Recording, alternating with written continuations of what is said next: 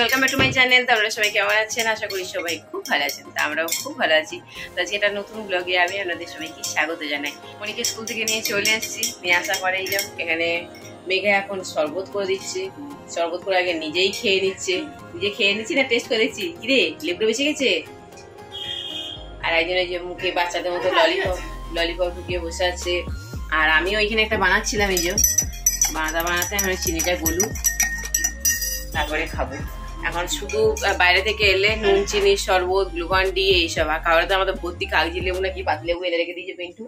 নুন চিনির সাথে একটুখানি পাতিলেবু দিয়ে খেলে বেশ ভালো লাগছে খেতে। তো চলো ব্লগটা স্টার্ট করলাম, দেখতে থাকুন। এখন আমাদের কিছু খাওয়া হয়নি। এই মনিকে আমি নিয়ে এলাম, রান্না হাফ করে চলে গিয়েছিলাম। তো চলো শরবতটা খেয়ে ফটাফট একটু এনার্জি নিয়ে রান্না বান্নায় ঢুকে যাবো। তার সাথে আবার টিফিন বানাবো, তারপরে খাওয়া। দেখছে মায়ের রোদ্দুর থেকে এসে কষ্ট হচ্ছে, তার জন্য টিফিনটাকে বানালো। টিফিন কি বানিয়েছ? ডিম আর পাউরুটি দিয়ে। ওটা কি ডিম টোস্ট মামা বানিয়েছে?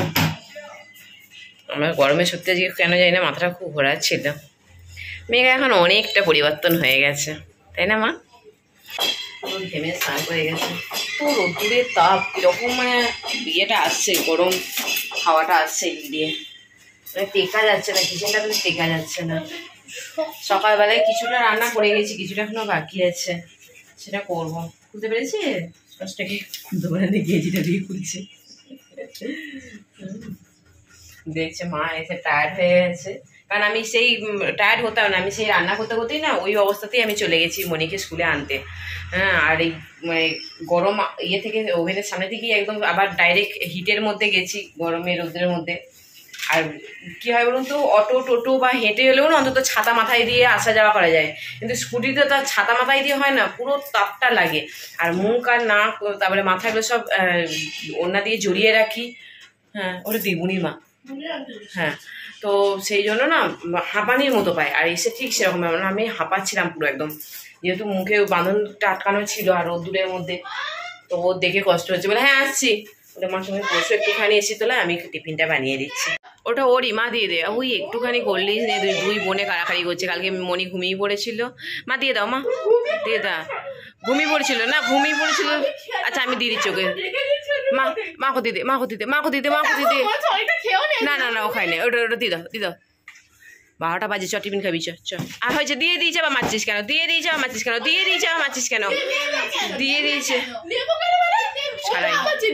এই ছেড়ে দে, মাঝখানে ঢুকে যাই আমি। মারপিট দাঙ্গা ছাড়া দেখলে আমাকে মাঝখানে ঢুকে যেতে হয়। ছেড়ে দে ছেড়ে দে মেঘা, ছেড়ে দে। এই খাবে না শান্তি করে খেতে দিস না কেন? শরীরটা আমার একা খারাপ করছে, আরো খারাপ হয়ে। একটা লোক পরশু না তরশু মারা গেছে, বেশি বয়স না, বড় জোর 45-46 বছর বয়স। কালকে তোকে কে বললো? আরে না রে, 2 নম্বর বাজারে ওই সেই গলিটার মুখে গেছে, সেই চিলি চিকেন আর ফ্রাইড রাইস বিক্রি করছিল না, ওই ছেলেটা রিসেন্টলি কদিন আগে এই দোকানটা করেছিল। দোকান বলতে মানে ফুটপাতের পাশে আর কি, ফ্রাইড রাইস আর চিলি চিকেন রাত্রেবেলা বিক্রি করতো। তো সেই একদম ইয়াং ছেলেটা হঠাৎ করে 90 টাকা প্লেট মনে আছে, তো ফট করে একদম মারা গেছে। তো আজকে আমার রোদ্দুর থেকে আসার পরে মাথাটা ঘোরাচ্ছে, আমি বললাম না, মনি আর মেঘা ভেবেছে বোধহয় মা ওদের সানস্ট্রোক হয়ে পট করে মরে যাবে এক্ষুনি। তার জন্য মনি মেঘা টিফিনটা পটাপট বানাতে লেগে গেল, আর মনি এখানে কি বানাচ্ছে বাবা, এটা কি?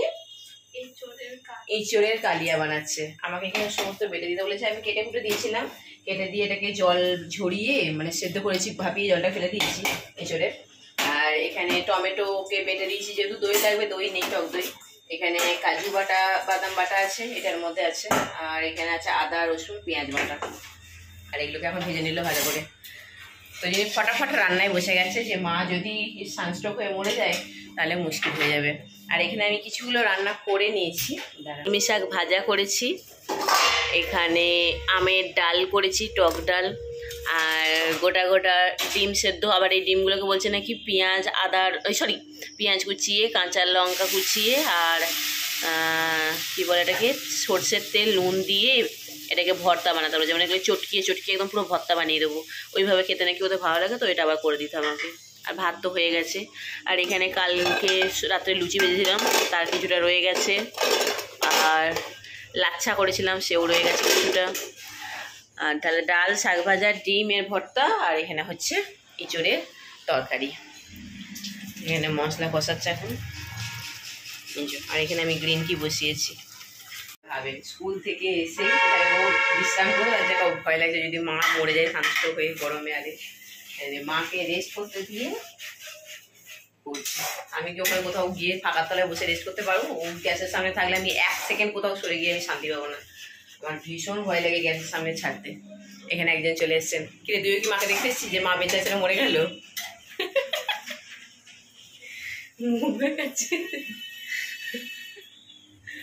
স্নানটা করে নিয়ে যা। এখনো কেউ স্নান করে না। এদিকে স্নান করতে পাঠানোর আর বিশাল বড় একটা যুদ্ধ। আমি কি বলবো, আমার কপালটা একদমই খুব একটা ভালো নয়। আর এই শুধু ফ্রিজ খুলবে। হ্যাঁ বলে ফেলো। এখানে আমাদের ধারে ভাড়া চলছে, সব একদম ওপেন করে খোলা আছে। এটা মনি।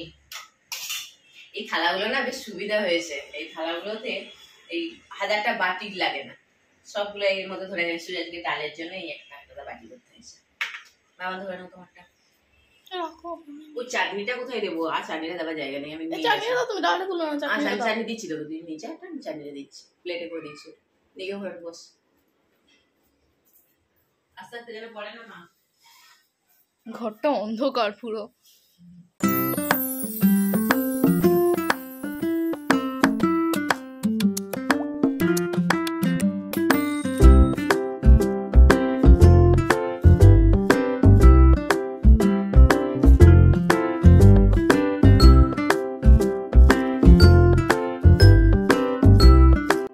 উঠে বাসন ধোয়া হয়ে গেছে। আজকে রাতে সবাই জল ছাকা ভাত খাবে, তাই দুপুরে খাওয়া দাওয়ার পরে হাঁড়িতে জল দিয়ে দিলাম। এরপর যাব মনিকে টিউশন দিতে। এখানে ম্যাডাম অলরেডি রেডি হয়ে গেছে। এবার আমি ফটাফট জামা প্যান্ট পরে ওর সাথে বেরিয়ে যাবো। আজকে উনি 2টো টিউশন অ্যাটেন্ড করবে, আজ আমাকে 2 জায়গা দৌড়াতে হবে, এবং 2 জায়গায় কি মা অনেকটা দৌড়ে। ও ফুল এনার্জি নিয়ে এখন বেরোচ্ছে, আমাকেও একদম ফুল এনার্জির সাথে আমাকে এখন ওর সাথে ঘুরতে। হ্যাঁ দিচ্ছি, দাঁড়া। ব্যাগ গুছিয়ে নিয়েছো? আচ্ছা দিচ্ছি।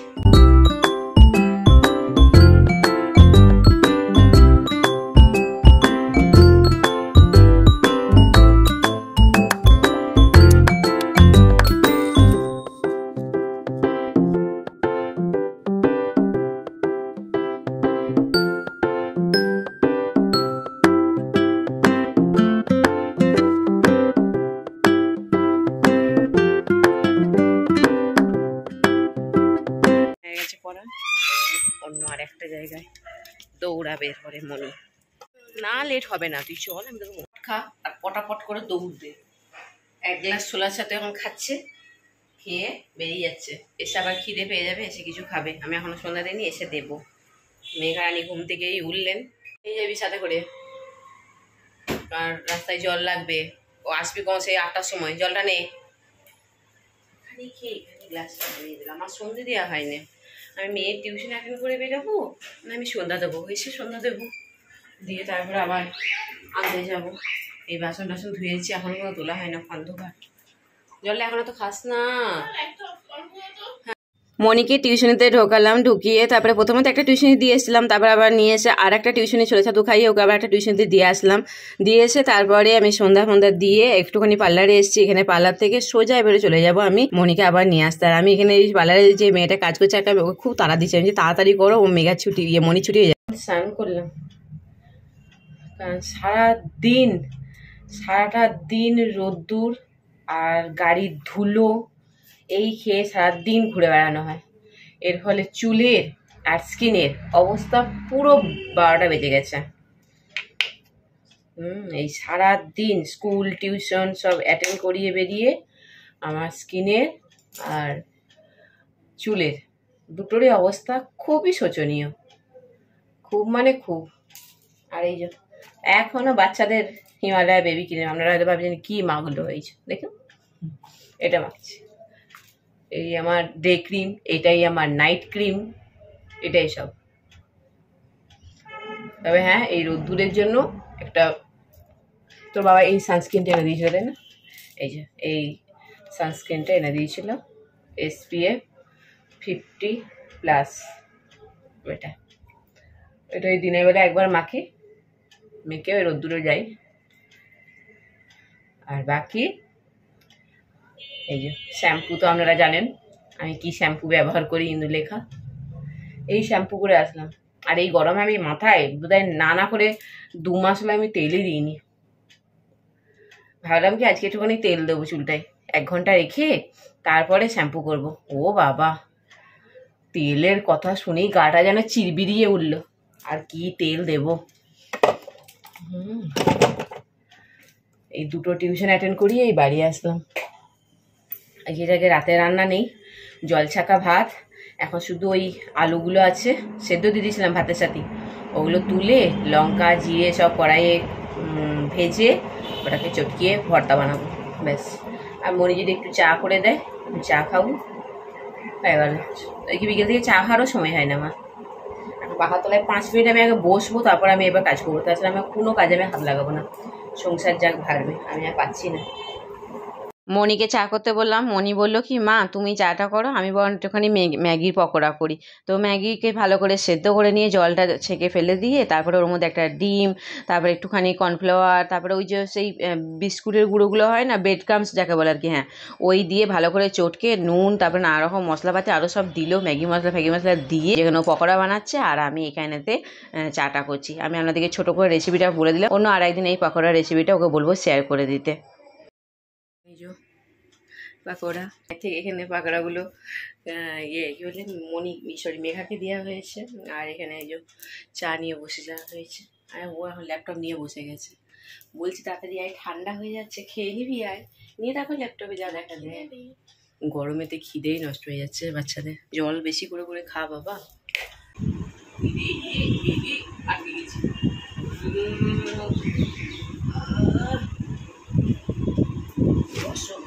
বাবা। এখানে সমস্ত জামা কাপড় ভাঁজ করেছি, এগুলো জায়গায় রাখতে হবে। সেই শীতকালে আসন বের করেছিলাম, সে এখন সবকটা আসন ঠুকিয়ে দিয়েছিলাম, 4 জনে 4টে বের করেছিলাম, তার মধ্যে একটা শুধু বের করে গেছিলাম। তো এটাকেও কাঁচা হয়ে গেছে, তুলে দেবো। চলো জায়গায় নেবে, জায়গায় সব রেখে দিই। আপনাদেরকে তো ছোটো করে রেসিপিটা শেয়ার তো করলাম, একটা জিনিস বলতে ভুলেই গেছি। ওই যে ম্যাগিটা সেদ্ধ করেছিল না, যখন পকোড়াটা বানাচ্ছিল ওখানে কিন্তু পেঁয়াজও কুচি কুচি করে দিয়েছিল, আমি এটা বলতে ভুলে গিয়েছিলাম। তো পরে ভাবলাম কি যখন এডিট করছি বলে আমি সেটা বলে দিলাম। তো এখানে দেখুন আমার ভর্তা মোটামুটি বানানো হয়ে গেছে আলু। আজকে তো জল ছাকা ভাত রাত্রে। পিন্টু আসার পরে তারপরে খাওয়া দাওয়া আমাদের সব কমপ্লিট হয়ে গেছে। এখন বালিশগুলো যে বের করছি, আপনারা হয়তো ভাবছেন যে বিছানা করবো, তার জন্য একদমই না। আমি বিছানা এই বালিশের গোছুনিগুলো না কবে থেকে মানে কভারগুলো চেঞ্জ করার কথা বলছি, কিন্তু আমার চেঞ্জ করার হচ্ছে না। এই কাজ ওই কাজে আমি একদম ব্যস্ত হয়ে যাচ্ছি। তো সেই জন্য ভাবলাম কি যে না আজকে আমি এটা চেঞ্জ করবো। আর দেখুন আমি চুলে শ্যাম্পু করি, এখন আমার চুল আছড়ানোর এখনো সময় হয়নি। তো এগুলো চেঞ্জ করে দিই, তারপরে মেয়েরা শুক, তারপর আমি ভিডিও এডিট করব, তারপরে শোবো। আমার যতই শরীর খারাপ থাকুক, টায়ার্ড থাকুক, আমাকে সমস্ত কাজ টুকটুক করে বাড়ি করতে হয়। তবে হ্যাঁ, আমার মেয়েরা কিন্তু অনেকটাই আমাকে হেল্প করে এখন, যেহেতু ওরা একটু একটু বড় হয়ে গেছে না, ওরা বুঝতে শিখেছে যে মায়ের কষ্ট হচ্ছে কোথায় কোথায় ভালো লাগছে, সেগুলো ওরা বুঝতে শিখে গেছে, অনেকটা হেল্প করে ওরা। তো চলুন, অনেক রাত হয়েছে, অনেক বকবক করে ফেললাম। আপনারা সবাই খুব ভালো থাকবেন, সুস্থ থাকবেন, নিজেদের শরীরে খেয়াল রাখবেন। আর এই গরমে তো বিশেষ করে বেশি করে খেয়াল রাখবেন, বেশি করে জল খান, ফল খান, সুস্থ থাকুন। তো আজকের মতো গুড নাইট।